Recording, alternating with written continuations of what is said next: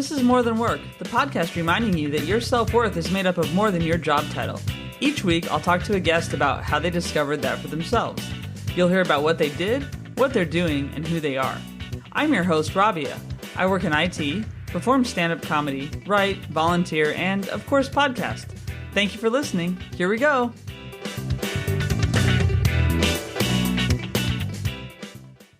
This week, my guest is Larry Sprung. He's the founder and wealth advisor. Thanks for being on, Larry. Hey, thanks for having me, Robbie. I appreciate it. Yeah, definitely. And where am I talking to you from today? Yeah, so our office, and I live on Long Island, which is the easternmost tip of New York. And we're out here about 55 miles outside of New York City.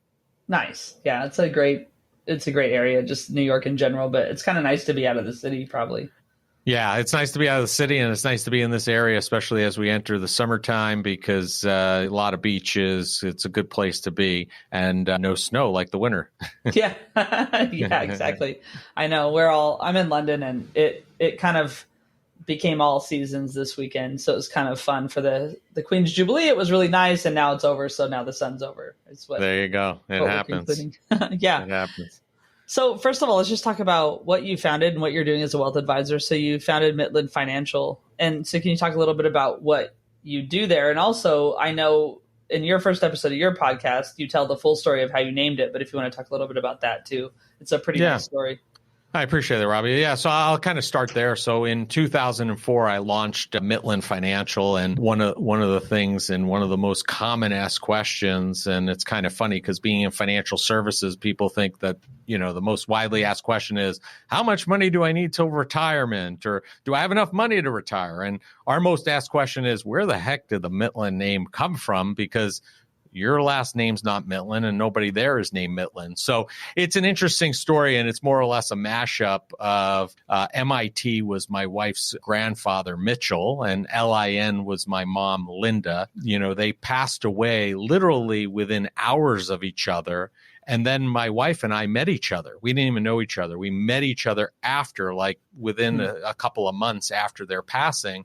And we were just talking as you normally do as a new couple. And we were kind of reconciling where we were and what we were doing. And we put it all together. And it turns out that these two individuals passed away within a very short period of time of each other. And when we were looking at starting the firm and naming the firm, it was looking at my mom. She battled breast cancer for about 13 or 14 years and lost her battle at the age of 47. And she was probably one of the strongest people I knew, one of the, most positive attitudes I've ever seen. And she was just really well liked and had great values and just really a good human being, and learned a lot from her. And my wife's grandfather was a veteran New York City police officer, similar in nature. He was the type of guy that when the ice cream man came down the block, he would buy the whole block ice cream, whether he knew you or not. And we thought that what a great way to honor these two great people and have a firm that represents their values as ours, and look to build a practice where we work with families that are similar in nature and similar with those core values. And that's what we did. So we're essentially a wealth management firm. We help people become and remain financially independent. We do that through working with them to design and develop a financial plan and help them manage that plan over time, which may include their investments, budgeting, and things of that nature. Because, if you're looking to build wealth and retire one day and potentially live without a paycheck from a job, you have to create that wealth, and you need a plan to get there. So we help people start formulating that plan early on and execute it over time. And so how did you get into that aspect of like wealth management and financial management versus other areas of finance? What was your path there? Yeah. So again, I think that roots back to my upbringing and seeing what happened in my own family. Growing up, we were not rich. We weren't poor. We were, probably a middle-class family. And I watched my dad, basically balancing working as a teacher full time, having a business on top of that in order to make ends meet. And then when my mom was diagnosed very early on with her illness, watching him juggle that too. And one of the things that kind of, left a mark on me was the fact that he did not have a financial advisor. And I will say that having a financial advisor would not have mitigated or gotten rid of the problems that my mom had. But I think it would have helped him in having somebody to help him navigate some of the financial hurdles and obstacles that he saw during that time. If he had an advisor to help walk him through that, I think it would have been very helpful to him. So when I was thinking about what I wanted to do and where I wanted to be, I was always kind of philanthropic. I wanted to have a career that was going to be meaningful and help people. And further on, when I went into college, I had an opportunity intern at a major brokerage firm at that time. And it hit me that this is where I wanted to be. I felt it was a great career where I could help people, help them reach their goals and work towards their goals. And it would be something that was rewarding and something that I could get a lot from. And, the families we're serving today, in some respects, we're serving their second and third generations of those families.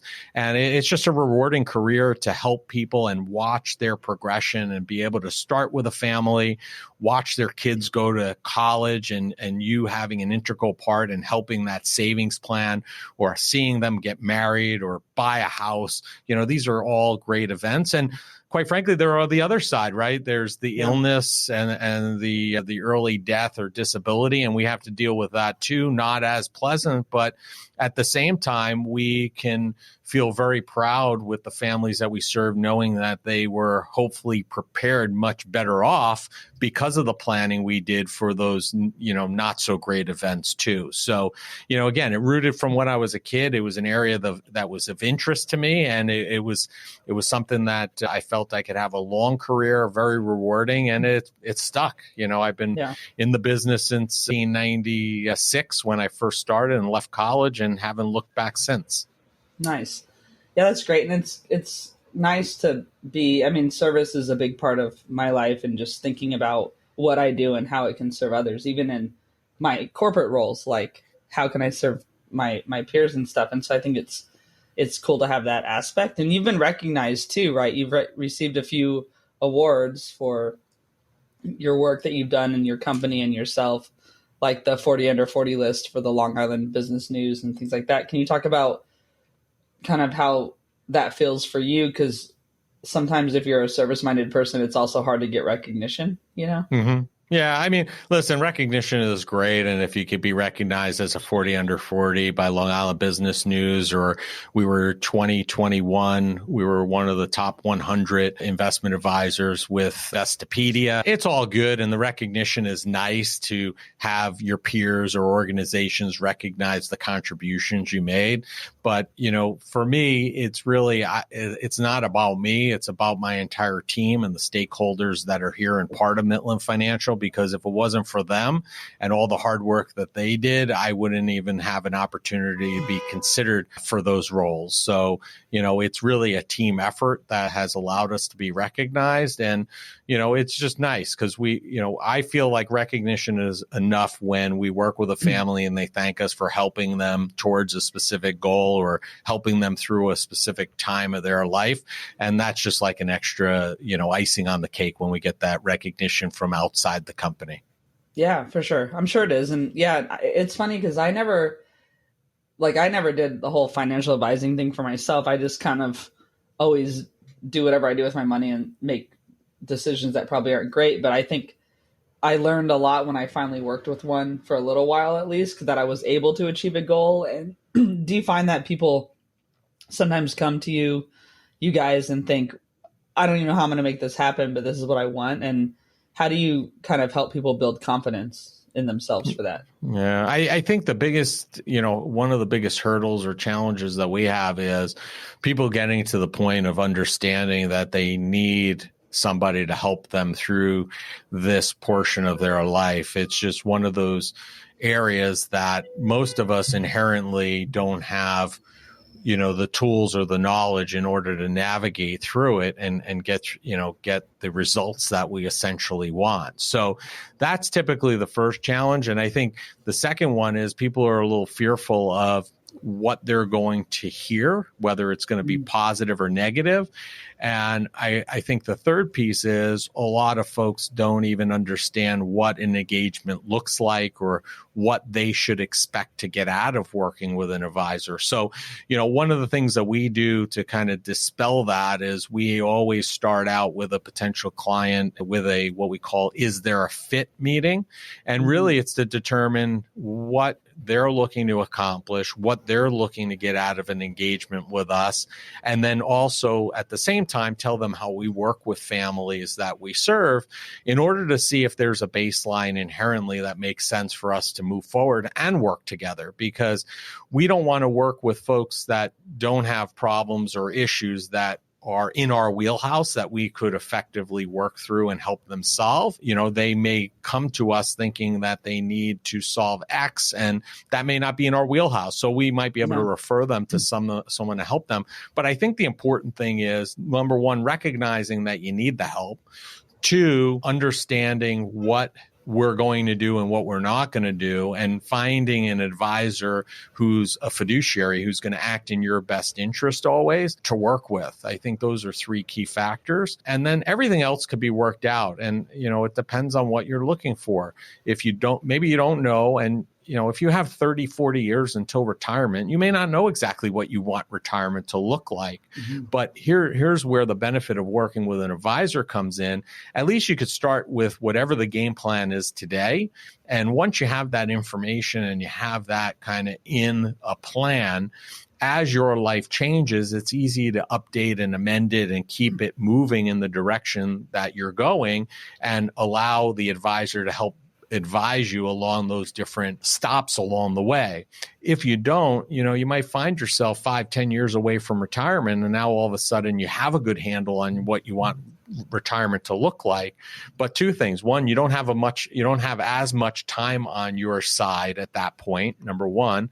And number two, now you have to basically engage with an advisor and give them a lot more information than you would have if you started longer before and kind of worked with them incrementally along the way. So, we always say we would rather work with folks earlier, because it gives us the ability to help you a lot more, because you have more time to make meaningful changes. And it also helps us guide you along the way, because you only know what you know. And if something comes up and you don't have us, you may make a decision. It may be in your best interest. It may not.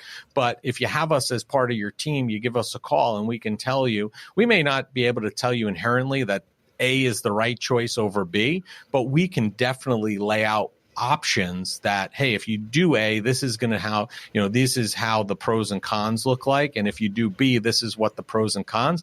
Ultimately, it's your decision. It's your money. It's your hard-earned effort. But we're just here to kind of give you a taste from our experience as far as what we see as the pros and cons of those various choices that you make. So the earlier you start with somebody, the better, but it's key to find a fiduciary. Don't find a salesman or a broker who's just going to sell you products to solve a problem and get them paid. You want to find somebody who's going to act in your best interest. Yeah. No, that makes sense. And yeah, the get rich quick kind of things, and do these 2 steps and you're a millionaire. Those kind of things get kind of weird. I'll get inquiries for the podcast where people will say, "Oh, I'm going to make your listeners millionaires," and I'm like, "You're not, because you're not going to talk to them." Yeah, nothing. Yeah. First of all, nothing works for everybody, right? Yeah. So when I hear folks who are talking about it, if you do this, if you're anybody and you do this, it will work. That's not true. And no advice is right for everybody, typically across the board. I think that's a fallacy. And the reality is, if there was a way to quote unquote get rich quick, everybody be doing it. The reality is the only way to build wealth is to be smart about it, be mindful about it, have a game plan, and work really hard to do it. Yeah, no, I agree. And speaking of just kind of having your mindset on it, you have a podcast called Mitlin Money Mindset. So how did you decide to do a podcast? I mean, I'm doing a podcast. I recognize that. So yeah. we're doing them, but how did you decide to do yours? Yeah. So, I mean, it came down to a couple of things. Number one is, I like communicating with people and I like putting out content and conversations and talking about / writing about different topics. And quite frankly, I used to do a blog for a very long time and it took a lot of effort. I'm just not a person who likes to write as much as I like to speak and have conversations. So I saw it as a method to kind of add to the content that we put out as an organization and, utilize it as a tool to either enhance what we're currently doing, because some people are more inclined to read a blog. Some people may be more inclined to listen to our podcast. And some people may never listen to our podcast, but all of a sudden we have one great guest that they're interested in hearing and they may, start listening. So I just wanted to use it as a tool. And what it's really turned into is a podcast that's really about getting your mind right about all things money and bringing on engaging guests who I find interesting that I really want to have conversations with and kind of drill down into, how money has helped them or hurt them and find out, how they're building their business and how they're an entrepreneur, or it may be mental health related, or I have athletes. So they're really interesting people to me, and I want to share those conversations to the world. And, we bring a whole lot of joy, as I like to say, along the way, because our signature question, if you will, at the end of every show is, what did you do today that brought you joy and put you in the right mindset for success? And that's what it's all about. We want to have joyful experiences and be successful at the same time. Nice. Yeah, that's great. And is your podcast weekly, or how often does it come out if people want to? Yeah, we are weekly. We release a new show every Wednesday. We're going to be celebrating our 100th episode in September of 2022. So, we're going to be shortly 2 years after that. And we're excited. We've had some great guests and very interesting topics thus far, and even more so to come. Yeah, super. Yeah, and we're about the same as far as our episode count and stuff. That's cool. And it's a lot of work, but it's worth it because you get to talk to cool people like I'm doing now. So there you go. Yeah. Same.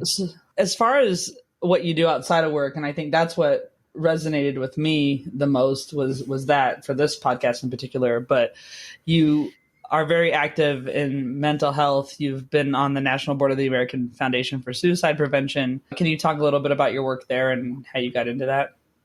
Yeah. So, I mean, essentially it dates back to, almost the same time that I launched my firm. So as I said earlier, I launched my firm in October of 2004.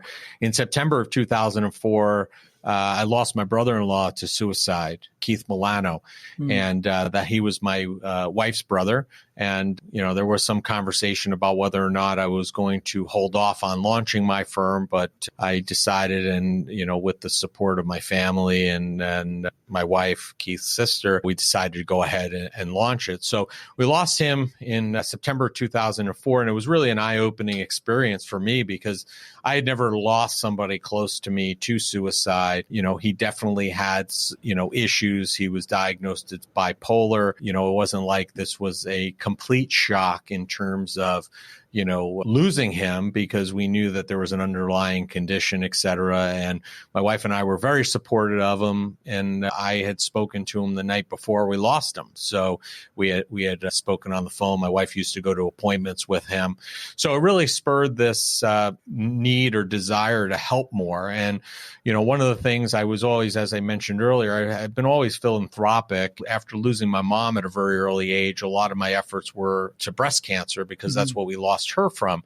And after losing my brother-in-law, I started looking at the statistics, and basically at that time, we lost almost exact same number of folks to breast cancer as we did to suicide. But if you looked at the funding, breast cancer got an enormous amount of money and suicide prevention mental health got a fraction of it.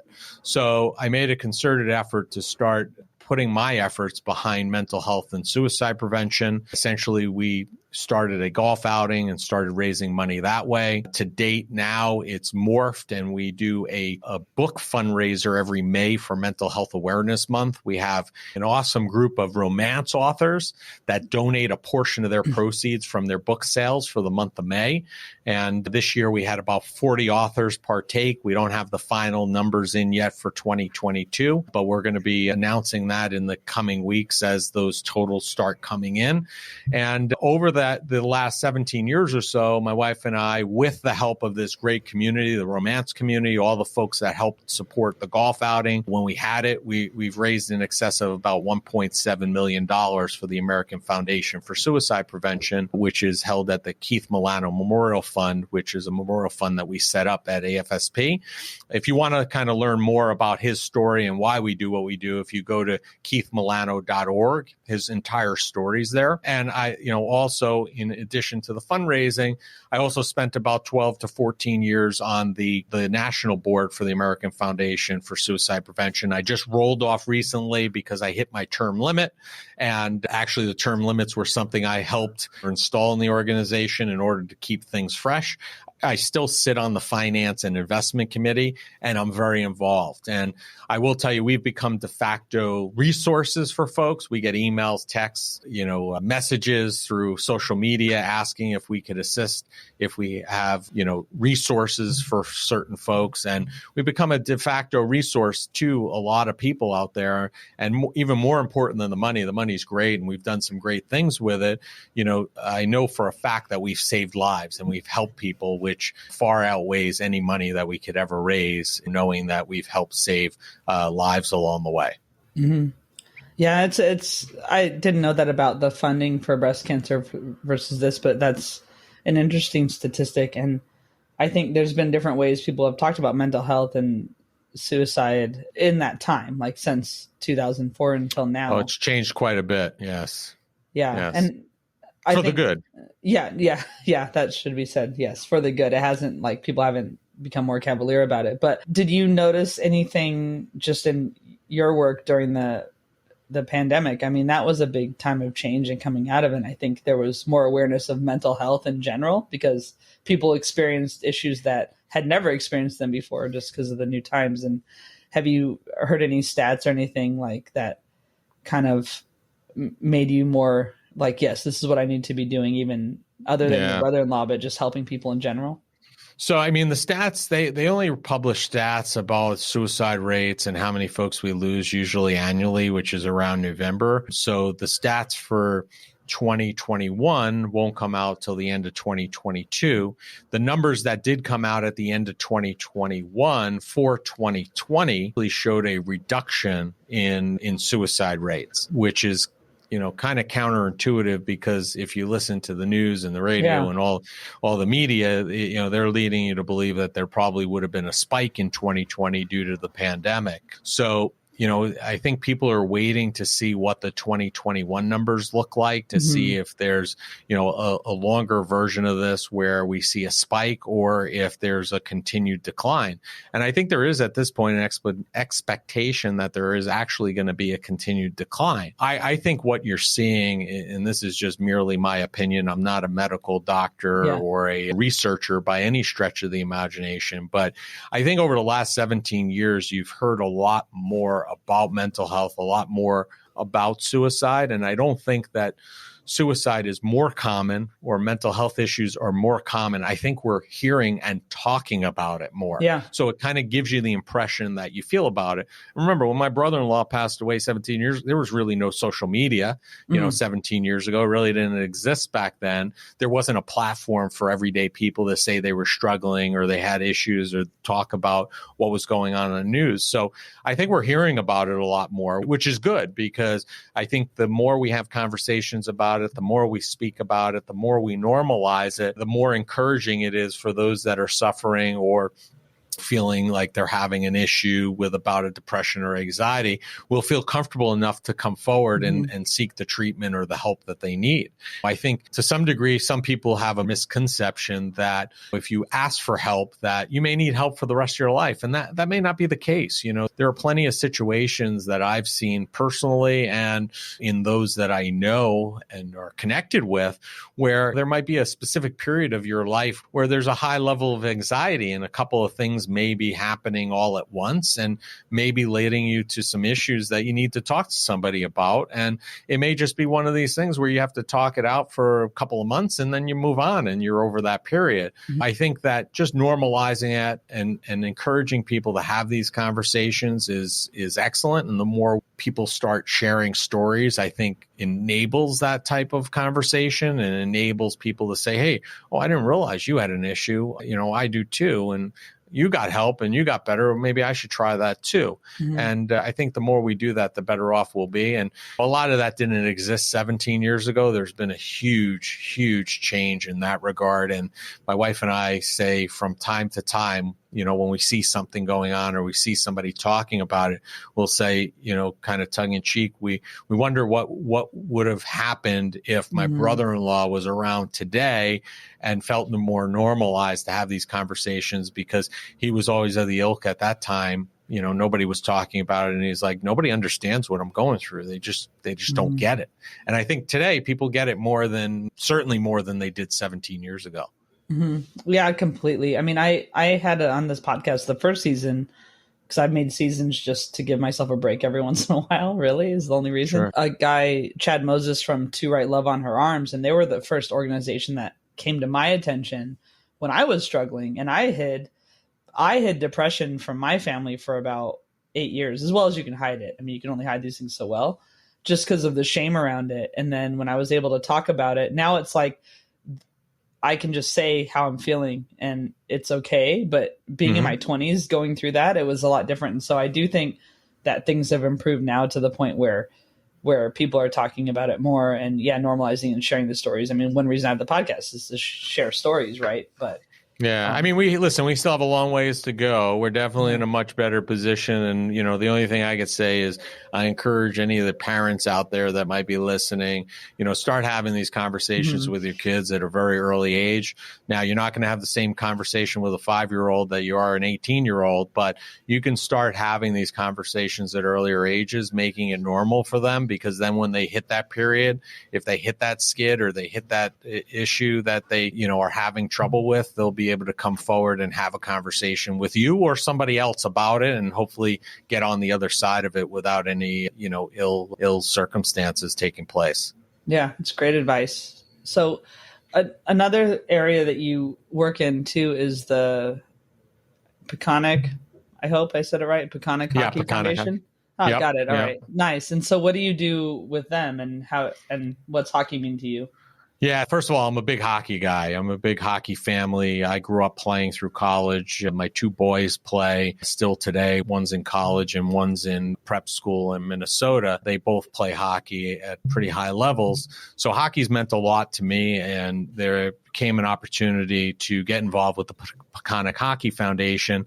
And what they're all about is just raising awareness and bringing hockey to the east end of Long Island. Essentially, where I am located, more or less, is the easternmost hockey rink that there is on Long Island. And you could probably go out another 50 or 60 miles from here. So there's a lot of opportunities being missed because kids either aren't taking up the sport because it's too hard and there's nobody around to show them or a rink for them to go to.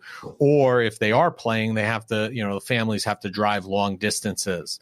So we're doing significant amount of fundraising to try to raise awareness about what's going on in the East End, try to build up a hockey program out there. And then the ultimate goal is to build a facility on the East End of Long Island that would be able to be used by families that are looking to play hockey and who are located out there to make their life easier so they don't have to travel, perhaps an hour each way just to go to practice a few times a week and play games, make it a little bit easier for them. Nice. Yeah, that's great. And sports are so important for kids. And I know hockey's a big one, and especially in that part of the country too. So Yeah, awesome. we want to make the sport, more accessible for as many kids that want to play should be able to play. Unfortunately, it's not necessarily the case due to cost, due to geographic location, et cetera. So I'm just trying to do a little bit to make those barriers a little bit lower and grow the game. I think it's a great sport. It's given me a lot of life lessons, a lot of opportunities in life. I've done a lot of things and met a lot of people because of hockey, and my kids have had the same experiences. And it's just a way to give back in a little way. Nice. That's great. So one thing I like to ask guests is just, do you have any advice or mantra that you like to share? I mean, you've already given some advice, but sometimes people have something that they like to just tell people. Yeah. So, I mean, I think that the one thing I would leave with your listeners is one thing that I talk about a lot, which is pay yourself first. And what I mean by that is I think a lot of us get hung up, with life, with working. And what we do is we get our paycheck and immediately we're looking at what bills we have to pay and kind of paying them. And we have a tendency to then look at what's left over and then utilize that for ourselves, whether it be savings, retirement, discretionary spending, however you want to kind of slice that up. And I think we have to put that on its head a little bit and get into a mindset of paying ourselves first. So, if you read, for example, The Richest Man in Babylon, that book talks about paying yourself 10%. And paying yourself first. So if you get in the habit of paying yourself 10% first, whether that be to your retirement account, savings, however, and then utilizing the remaining 90 to pay those bills, you'll end up learning to live within those means. We have a tendency to kind of, change things and morph to whatever or wherever we need to be and make things work. But I think that we have a tendency as people to kind of overlook ourselves first, pay everybody else before we pay ourselves. And I think we have to turn that on its head and pay ourselves first. Nice. That's cool. I haven't heard that, and I'm definitely going to be looking that up because I could use my 10%.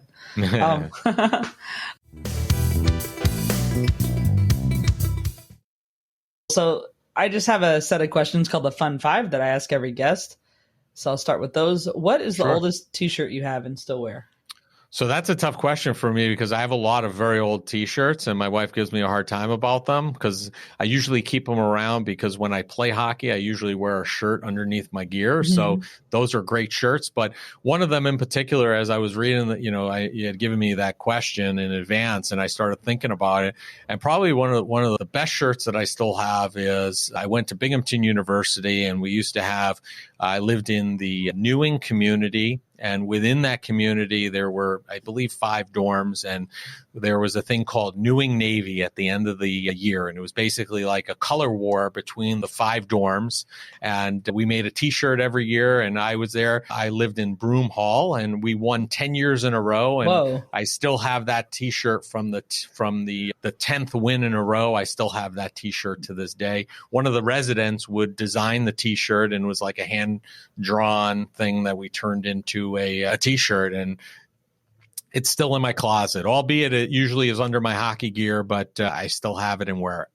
Nice. That's awesome. That's good because a lot of people got rid of their T-shirts during the pandemic or something, and I still have my old ones, so I'm glad you held on to them. Still survived. Survived. Tell your wife. No, I needed it for this question, so at least that's a good reason. All right. So if every day was really Groundhog's Day, like in the movie, what song would you have your alarm clock set to play every morning? Yeah, I would say I'm not a big fan of Kiss, but this one song really resonates with me in particular, and I think it would be a great tune to wake up every morning to, and I want to rock and roll, I want to rock and roll all night. I think that would be a great, good way to start the day, want to rock and roll, for the day. Yeah. So what better way to wake up? Nice. All right. I think it's end party every day anyway, so you can party. Yeah, it might be. Well, yeah. I don't want to party every day, but I want to rock and roll every day for sure. All right, cool. And coffee or tea or neither?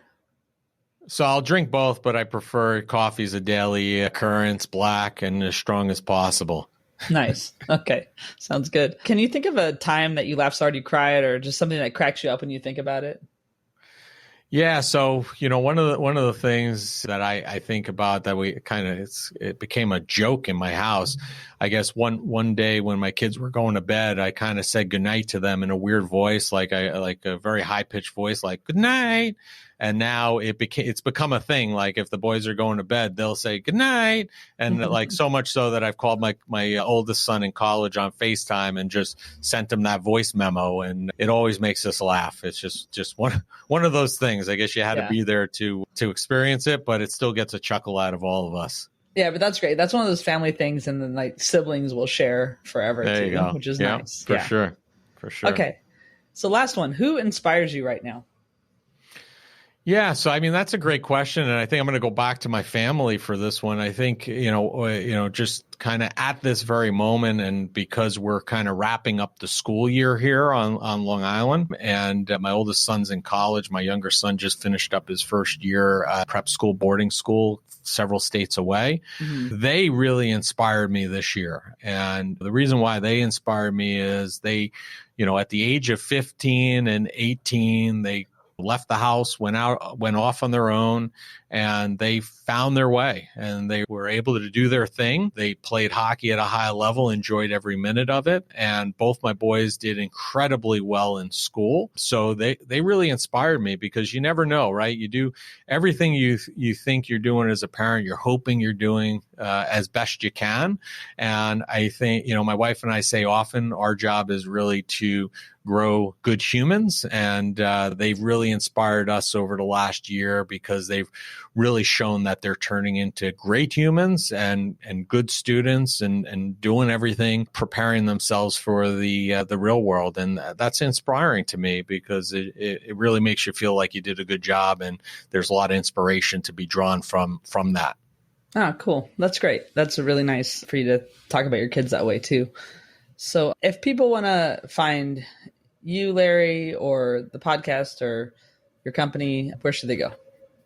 Yeah, so I'm all over social media. I'm pretty much on every platform except for TikTok because we can't figure out a way to archive that. But LinkedIn, Facebook, Twitter, and Instagram, we're all over those. On all those platforms but Instagram, you can find me as Lawrence Sprung, Lawrence Sprung. On Instagram, I'm Larry Sprung. It was a little bit of a marketing snafu very early on by me. I shouldn't have been handling my own marketing, and I messed that up. So you can find me on all those platforms. And then our podcast is found at Mitlin Money Mindset, Mitlin, moneymindset.com.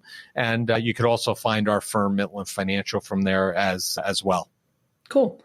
Well, thanks so much for chatting, Larry. It was really nice talking to you and learning about what you do and what you're doing for others.